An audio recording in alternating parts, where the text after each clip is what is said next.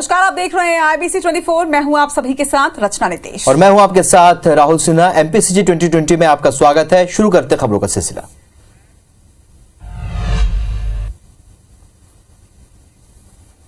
चलिए, सबसे पहले शुरुआत छत्तीसगढ़ की खबरों के साथ। छत्तीसगढ़ प्रदेश भाजपा कोर कमेटी की बैठक आज राजनांदगांव में आयोजित की गई। बैठक में प्रदेश प्रभारी ओम माथुर की अध्यक्षता में हुई है। बैठक में बूथ स्तर तक की चुनावी रणनीति बनाई गई। वहीं बैठक में आगामी कार्य योजना, आने वाले समय में होने वाले आंदोलनों के बारे में भी चर्चा की गई है। कोर कमेटी की बैठक में राष्ट्रीय उपाध्यक्ष डॉक्टर रमन सिंह, नेता प्रतिपक्ष नारायण चंदेल ने भी विचार रखे हैं। बता दें कि आगामी 21-22 जनवरी को अंबिकापुर में कार्य समिति की बैठक में चुनावी मुद्दों पर चर्चा की जाएगी। 21 और 22 की बैठक है। उस बैठक में हम ये तय करेंगे। वैसे तो 2023 का आगाज हो चुका है। कल गृह मंत्री माननीय अमित शाह जी ने आगाज किया है और जो उत्साह था वो उत्साह दिखाई देता था। इस बात का घोतक था कि आने वाला 2023 भाजपा का है। इधर मध्य प्रदेश में कांग्रेस सत्ता में वापसी के लिए पूरा जोर लगा रही है। पीसीसी चीफ कमलनाथ की कोशिश है कि बीजेपी से मुकाबला करने के लिए सबसे पहले संगठन को मजबूत किया जाए। इसी कड़ी में कांग्रेस मंडलम सेक्टर कमेटियों का पुनर्गठन कर रही है, लेकिन कमलनाथ की जांच में कई मंडलम सेक्टर कमेटियों के पदाधिकारियों के नाम नंबर फर्जी पाए गए हैं। कमलनाथ ने इसे लेकर मंडलम सेक्टर कमेटियों के प्रभारियों को जमकर फटकार लगाई। संगठन प्रभारी चंद्र प्रभाष शेखर ने बताया कि कुछ गड़बड़ी हुई है, जिसे जल्द दुरुस्त कर लिया जाएगा। उन्होंने दावा किया कि 10 जनवरी तक हर हाल में मंडलम सेक्टर कमेटियों का पूरे प्रदेश में गठन हो जाएगा। कहीं कहीं नाम कुछ आए हैं, कहीं पे नाम में टेलीफोन नंबर में गड़बड़ी है, तो सारी जांच की जा रही है। परंतु मैं मानता हूं कि 10 तारीख तक या 12 तारीख तक पूरे प्रदेश में मंडलम सेक्टर बन जाएंगे। इस संबंध में हमारे अशोक सिंह जी जो इंचार्ज हैं और प्रकाश जी पूरी तरह काम कर रहे हैं।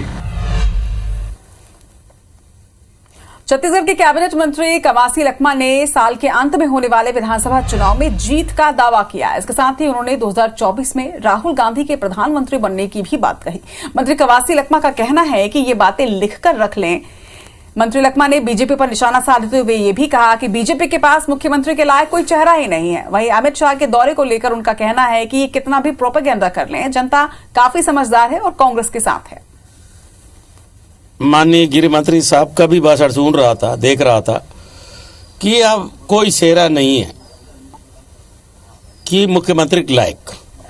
माननीय नरेंद्र मोदी देश का प्रधानमंत्री चेहरा है और उसको यह चेहरा बेनकाब होगा। ग्वालियर में पूर्व सीएम उमा भारती बीजेपी से निष्कासित प्रीतम लोधी से मिलने के लिए उनके गांव पहुंची और चौपाल लगाकर लोगों से बात की। उमा ने चौपाल में कहा कि प्रीतम लोधी बीजेपी पार्टी से निष्कासित हैं। ऐसा बहुत कम देखने को मिलता है जब कभी निष्कासित नेता को पब्लिक ने हाथों हाथ उठा लिया। प्रीतम जब तक पार्टी में थे, पब्लिक ने उन्हें इतनी पहचान नहीं दी। प्रीतम को पार्टी से निकाला तो पब्लिक बोली हम तुम्हारे साथ हैं। साथ ही उन्होंने कहा कि प्रीतम अपनी कीमत को समझो, गरीबों की आवाज बनो, सवर्णों की आवाज बनो। इसके अलावा उन्होंने कहा कि प्रीतम ने असंयमित भाषा को लेकर माफी मांगकर अपना धर्म पूरा कर लिया। मैं प्रीतम को पूरी तरह से आशीर्वाद देने आई हूं। इधर भाजपा के प्रदेश से प्रभारी नितिन नवीन दुर्ग पहुंचे। विधानसभा चुनाव को लेकर कार्यकर्ताओं से उन्होंने मुलाकात की। बता दें कि भाजपा कार्यालय में दुर्ग नगर निगम के पार्षदों से भी उनकी बातचीत हुई है। मीडिया से नवीन ने कहा कि कांग्रेस सरकार अराजकता के साथ काम कर रही है।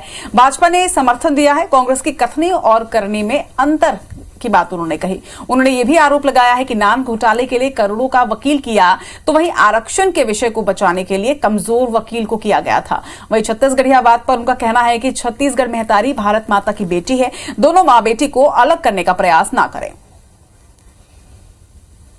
इस प्रकार से अपने लिए नान घोटाले के लिए करोड़ों के वकील और आरक्षण के विषय को बचाने के लिए किस प्रकार से वकील को कमजोर किया गया, तो ये दिख रहा है कि उनकी मंशा क्या थी। वो मंशा कुछ रखते हैं और विधानसभा में कुछ विषय रखते हैं, तो कहीं ना कहीं दिख रहा है कि कथनी और करनी में भूपेश का अंतर है और जनता इसका जवाब देगी। इंदौर में 3 दिवसीय प्रवासी भारतीय सम्मेलन की शुरुआत हो चुकी है। सम्मेलन का उद्घाटन विदेश मंत्री जयशंकर प्रसाद, खेल और युवा कल्याण मंत्री अनुराग सिंह ठाकुर, मुख्यमंत्री शिवराज सिंह चौहान और विशेष अतिथि ऑस्ट्रेलिया की सांसद जेनेटा ने किया और केंद्रीय मंत्री अनुराग ठाकुर ने संबोधित करते हुए प्रवासियों से कहा कि आप इंदौर आए हैं तो महाकाल लोक जरूर जाइएगा। वहीं सीएम शिवराज ने कहा कि भारतीय युवाओं ने विदेश में भी पहचान बनाई। बता दें कि 10 जनवरी तक चलने वाले सम्मेलन में 64 देशों के 2800 से भी ज्यादा प्रवासी भारतीय शामिल हो रहे हैं। एयरपोर्ट से लेकर आयोजन स्थल कन्वेंशन सेंटर तक करोड़ों की लागत से विशेष साज सज्जा और निर्माण कार्य किए गए। कल प्रधानमंत्री नरेंद्र मोदी प्रवासी भारतीयों को संबोधित करेंगे और उनके साथ लंच भी करेंगे।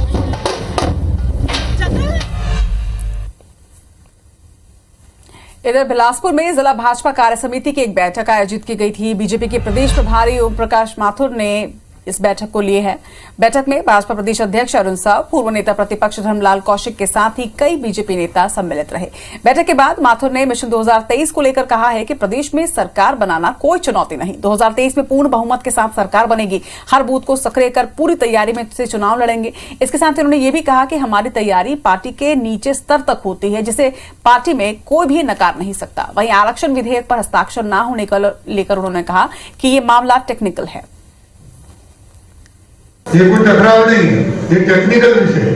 राज्यपाल ने इनको कहा कि पहले लॉ डिपार्टमेंट को भेजा जाए, उसके बाद हम करेंगे। कोई चुनौती नहीं मानता। मैं पहले दिन आया उसने एयरपोर्ट में बोल गया था हम हर काम को, ये संगठन को खड़ा करना हमारी चुनौती है। हम हर काम को चुनौती के साथ लेते हैं, हर चुनाव को चुनौती के साथ लेते हैं, लेकिन पर्टिकुलर कोई नाम लेके कहोगे चुनौती, वो हमारे लिए कोई चुनौती नहीं। कांग्रेस के प्रदेश प्रभारी सीपी मित्तल ने कहा है कि भारतीय जनता पार्टी को राहुल गांधी का फोबिया हो गया है। भारत जोड़ो यात्रा से भाजपा बुरी तरीके से घबराई हुई है। यही वजह है कि भारत जोड़ो यात्रा की शुरुआत से ही बीजेपी की नजर इस यात्रा पर है। जबलपुर पहुंचे सीपी मित्तल ने कहा है कि चुनाव जीतने वाले उम्मीदवारों को विधानसभा चुनाव में टिकट मिलेगी। उन्होंने दावा किया है कि चुनाव में कांग्रेस 150 से भी ज्यादा सीटें जीत कर आएंगी।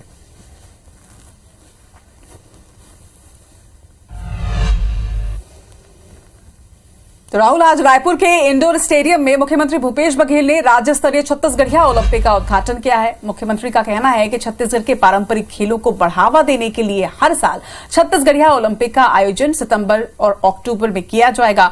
मुख्यमंत्री ने छत्तीसगढ़िया ओलंपिक की क्लस्टर, ब्लॉक, जिला, संभाग और राज्य स्तर की स्पर्धाओं में प्रथम, द्वितीय और तीसरे स्थान पर आने वाले प्रतिभागियों को पुरस्कार राशि प्रदान करने की घोषणा की। वहीं विभाग के अधिकारियों ने बताया है कि छत्तीसगढ़िया ओलंपिक में ग्रामीण क्षेत्रों से 25 लाख और शहरों से 1.30 लाख लोगों की भागीदारी रही है। अभी राज्य स्तरीय प्रोग्राम में 14 खेलों के लिए कुल 1900 प्रतिभागी पहुंचे हैं।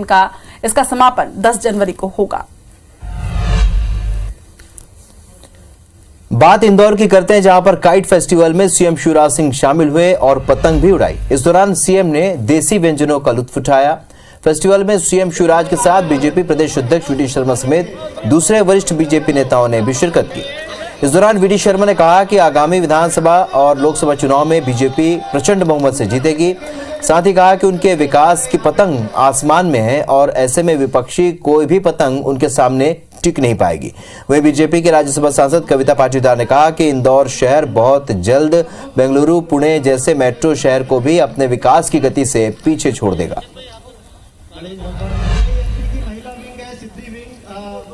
इधर रायपुर के साइंस कॉलेज ग्राउंड के पास बन रहे यूथ हब को लेकर आज भाजपा और एनएसयूआई कार्यकर्ताओं के बीच किस तरह से जबरदस्त धक्का मुक्की हुई है, उसकी तस्वीरें आपके स्क्रीन पर है। यूथ हब के पक्ष में एनएसयूआई ने यूनिवर्सिटी गेट से लेकर नालंदा परिसर तक पदयात्रा की। इसी रूट में यूथ हब निर्माण के विरोध में धरने पर भाजपा नेता बैठे हुए हैं और भाजपा नेताओं और कार्यकर्ताओं के साथ एनएसयूआई की किस तरह से झड़प हुई है, ये तस्वीर आप देख रहे हैं। और लगातार इस पर सियासत भी जारी है। एक तरफ समर्थन हो रहा है तो दूसरी तरफ इसी यूथ हब का विरोध भी किया जा रहा है।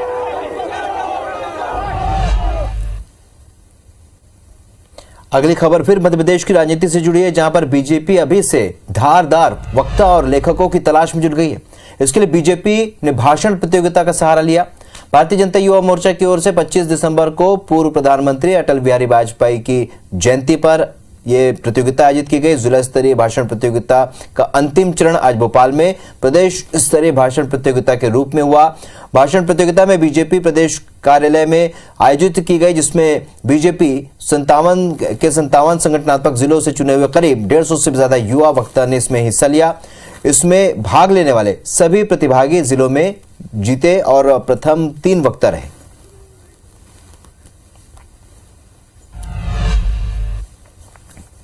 कटनी जिले के बहोरीबंद तहसील के मलिया गांव की राशन दुकान में खराब चावल बांटने का वीडियो वायरल हो रहा है। गरीबों को चावल बांटने के दौरान राशन दुकान में रखी बोरियों में खराब चावल भी दिखाई दिया। इस पर कलेक्टर अवि प्रसाद ने कुछ भी कहने से इनकार कर दिया। हालांकि उन्होंने मामले की जांच कराने की बात कही है।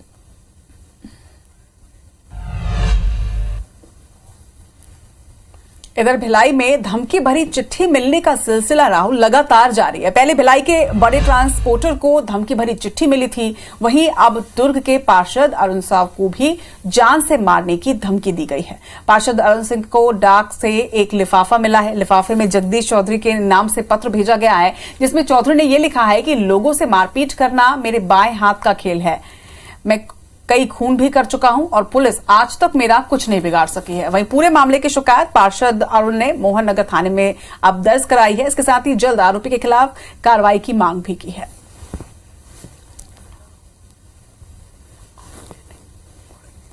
कोई धमकी देगा और क्यों देगा, या किसी और व्यक्ति से किसी की दुश्मनी होगी, उसकी दुश्मनी को निकालने के लिए बोहरा बनाया है और पुलिस जांच करेगी। को एक धमकी भरा पत्र प्राप्त हुआ है।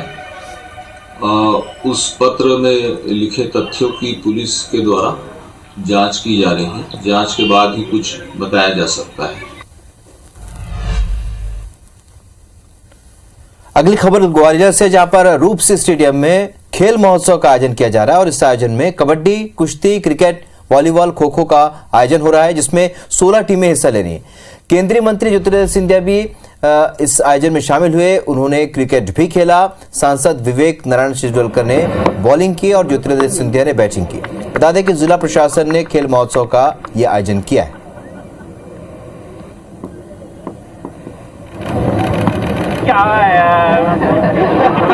चुनाव खेल को लेकर मध्य प्रदेश में मंत्री हमेशा ही उत्साहित नजर आते हैं। इसके पहले भी जब बैडमिंटन चैंपियनशिप हुई थी, उस वक्त सीएम शिवराज सिंह चौहान भी बैडमिंटन खेलकर नजर आए थे और अब ज्योतिरादित्य सिंधिया का ये खास अंदाज।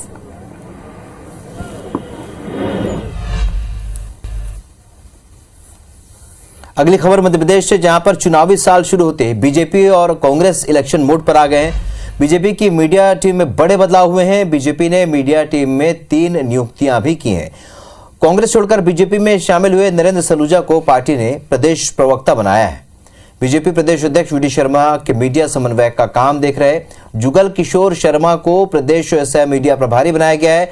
जुगल किशोर शर्मा वीडी शर्मा के मीडिया समन्वयक भी रहे हैं। इसके अलावा रीवा के ब्रजेश पांडे को मीडिया पैनलिस्ट नियुक्त किया गया। नक्सल प्रभावित इलाकों में सुरक्षा बल के जवान जनता का विश्वास जीतने के लिए अनेक प्रोग्राम्स चलाते हैं और ऐसा ही एक प्रोग्राम सुकमा में सिविक एक्शन के नाम से चलाया जा रहा है। इसमें घोर नक्सल प्रभावित क्षेत्र के 12 जोड़ों का विवाह कार्यक्रम कराया गया। बता दें कि सीआरपीएफ 2nd बटालियन और मैक्स लाइफ इंश्योरेंस ने यह कार्यक्रम आयोजित किया था। मंत्री कवासी लखमा ने इस कार्यक्रम की प्रशंसा भी की है।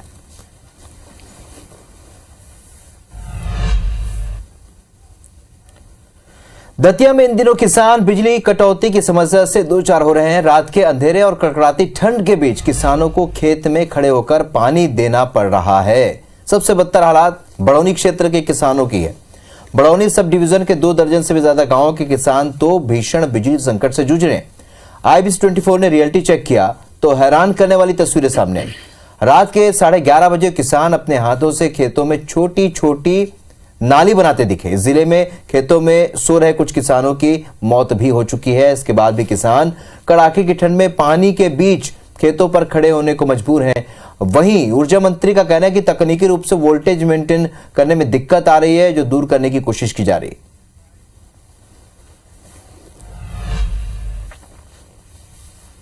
इधर भिलाई में ठंड काफी बढ़ चुकी है। तापमान में गिरावट के चलते मैत्री जू के वन्य प्राणियों को ठंड से बचाने की भी कवायद शुरू की जा चुकी है। जानवरों के केज के बाहर अलाव जलाया जा रहा है, तो वहीं केज को तिरपाल और कपड़ों से अब कवर भी किया गया है। बता दें कि ठंड के लिहाज से टाइगर को काफी सेंसिटिव माना जाता है, लिहाजा टाइगर को ठंड से बचाने की कोशिश जारी है। फिलहाल मैत्री जू में 6 टाइगर हैं। पहले यहां पर 20 टाइगर हुआ करते थे। 12 टाइगर का एक्सचेंज किया तो वहीं 2 की मौत भी हुई है, जिसके चलते अब सिर्फ 6 टाइगर यहां पर बचे हैं, जिन्हें ठंड से बचाने की पूरी कवायद जारी है। इधर जबलपुर के पाटन की रहने वाली हर्षिता बबेले ने जयपुर में आयोजित मिस इंडिया ग्लैम इंटरनेशनल का खिताब जीतकर पूरे जिले का नाम रोशन किया है।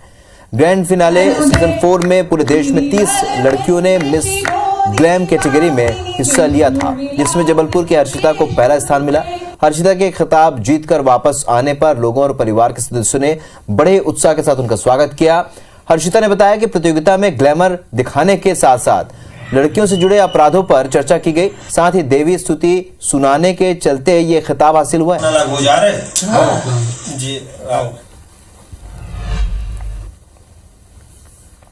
छत्तीसगढ़ की राजधानी रायपुर के गायत्री नगर स्थित जगन्नाथ मंदिर में गीता मैत्री मिलन समारोह का आगाज किया गया है। इस अवसर पर गीता परिवार के राष्ट्रीय उपाध्यक्ष आशु गोयल मौजूद रहे।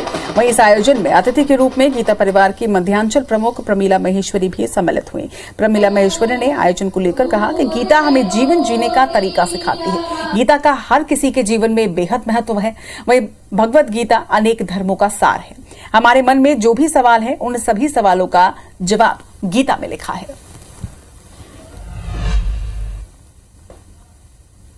सिवनी के केवलारी में पुंगार भीलवाड़ा गांव के ग्रामीण आज भी लकड़ी के पुल के सहारे नदी पार करने को मजबूर हैं। पुंगार भीलवाड़ा गांव के बीच सागर नदी बह रही है। तस्वीर आप देखिए। यहां सालों से ग्रामीण लकड़ी के बने पुल को जान जोखिम में डालकर पार करने को मजबूर हैं। ग्रामीणों का कहना है कि बारिश के समय नदी की तेज धार के कारण लकड़ी का पुल बह जाता है और गांव शहर से कट जाता है। ग्रामीणों को हर साल लकड़ी का पुल बनाना पड़ता है। ग्रामीणों का यह भी कहना है कि पुल के लिए जनप्रतिनिधियों से लेकर प्रशासन के अधिकारियों से गुहार लगाई गई है, लेकिन किसी ने सुध नहीं ली। अब एक बार फिर ग्रामीणों ने पुल निर्माण की मांग की है और मांग पूरी न होने पर आगामी विधानसभा चुनाव के बहिष्कार की चेतावनी दी है। पत्र हमने जारी किया है, पर सेंक्शन होगा तभी उसके हम आगे बढ़ पाएंगे ना। 4 वर्षों में केवलारी के अंदर काफी काम हुए, ये आपके ध्यान में रहना चाहिए। और मैं ये कह सकता हूँ कि जितने भी इससे काम हुए हैं ये इसके कारण संभव हुआ है। ये जरूर है कि आपने नोटिस में लाया, हम जरूर इसकी चिंता करेंगे कौन से गाँव का है। इधर कांकेर में परंपरागत मेले की शुरुआत की गई है। राजमहल परिसर से देवी देवताओं की पूजा पाठ के बाद मेले का शुभारंभ किया गया। आपको बता दें कि 3 दिन तक मेले का आयोजन किया जाएगा और इसके लिए रावण भाटा मैदान में सभी प्रकार की दुकानें, अलग अलग प्रकार के झूलों को सजाया गया है। वहीं सुरक्षा के लिए भी पुलिस विभाग ने व्यापक तैयारी कर रखी है, क्योंकि सैकड़ों की संख्या में लोग इस मेले में पहुंचते हैं। मेला काफी प्रख्यात है और लोग काफी उत्साहित रहते हैं इस मेले के लिए। परंपरागत तरीके से इस मेले की शुरुआत की गई और किस तरह से लोगों में उत्साह, ये भी तस्वीरों के माध्यम से आप देख रहे हैं।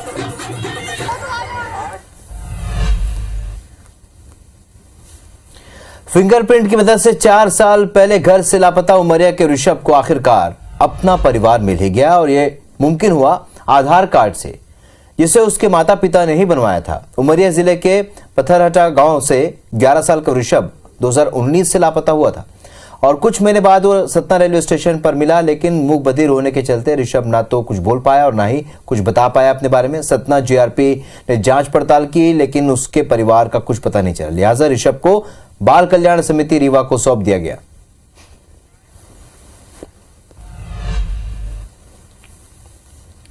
छत्तीसगढ़ सरकार के आरक्षण विधेयक के विरोध में अब सामान्य वर्ग भी खड़ा हो गया है। 76% आरक्षण को लेकर रायपुर के समता कॉलोनी में सामान्य वर्ग के सामाजिक संगठनों ने एक बैठक का आयोजन किया। बैठक में सामान्य वर्ग के सामाजिक संगठन, ब्राह्मण, क्षत्रिय, वैश्य, अग्रवाल, जैन, सिंधी और मुस्लिम समाज के अलग अलग लोगों ने बैठक में भाग लिया। सामान्य वर्ग के प्रमुखों का कहना है कि आरक्षण सुप्रीम कोर्ट की गाइडलाइन के अनुसार होना चाहिए। सामान्य वर्ग 50% जातिगत आरक्षण का समर्थक है, जिससे SC, ST, OBC का प्रतिनिधित्व सुनिश्चित हो सके, लेकिन 50% आरक्षण ओपन फॉर ऑल कैटेगरी के अनुसार हो, जिससे सभी वर्ग के युवाओं को अवसर भी मिल पाए। छत्तीसगढ़ शासन जो 76% आरक्षण लागू की है, इसके हम सख्त खिलाफ हैं। हम 50% पहले आरक्षण जो चल रहा था उसके लिए हम लोगों ने कभी धरना प्रदर्शन नहीं किया है, और जब से ये सरकार आई है तब से एक 82% किए। उसके लिए भी बच्चे गए हैं, न्यायालय गए, कोर्ट गए, इनका समय बहुत बर्बाद होता है। एक तो इन बच्चों को आरक्षण नहीं मिलता और दूसरी बात कोर्ट न्यायालय के चक्कर काटते हैं, तो ये पढ़ाई कब करेंगे। रायपुर में सामान्य वर्ग के जितने संगठन हैं, चाहे वो ब्राह्मण समाज है, क्षत्रिय समाज है, मारवाड़ी समाज है, जैन समाज, सिंधी समाज, सभी वर्ग के जो लोग हैं आज यहाँ बैठक में उपस्थित थे और सर्वसहमति से निर्णय लिया गया है कि जो सरकार द्वारा जो 76% का जो विधेयक लेके आई है, ये विधेयक असंवैधानिक है। चूंकि पूर्व में भी कोर्ट द्वारा 58% आरक्षण को असंवैधानिक घोषित कर दिया गया है, तो 76% कैसा जायज है। ग्वालियर के कलेक्टर कौशलेंद्र विक्रम सिंह पर सरकारी जमीन के रकबे को प्राइवेट करने के आरोप लगे हैं और इस जमीन की कीमत करीब 500 करोड़ रुपए बताई जा रही है। शिकायत के आधार पर लोकायुक्त ने राजस्व विभाग के प्रमुख सचिव से जांच प्रतिवेदन मांगा है। इसके साथ ही लोकायुक्त ने जांच प्रकरण भी पंजीबद्ध कर लिया है। लोकायुक्त ने इसके पहले भी राजस्व विभाग से प्रतिवेदन मांगा था, लेकिन प्रतिवेदन नहीं मिलने पर रिमाइंडर जारी किया गया और इस मामले में केंद्रीय मंत्री ज्योतिरादित्य सिंधिया के खास और मध्य प्रदेश बीज एवं फॉर्म विकास निगम के अध्यक्ष मुन्नालाल गोयल ने भी सरकार को कार्रवाई के लिए पत्र लिखा।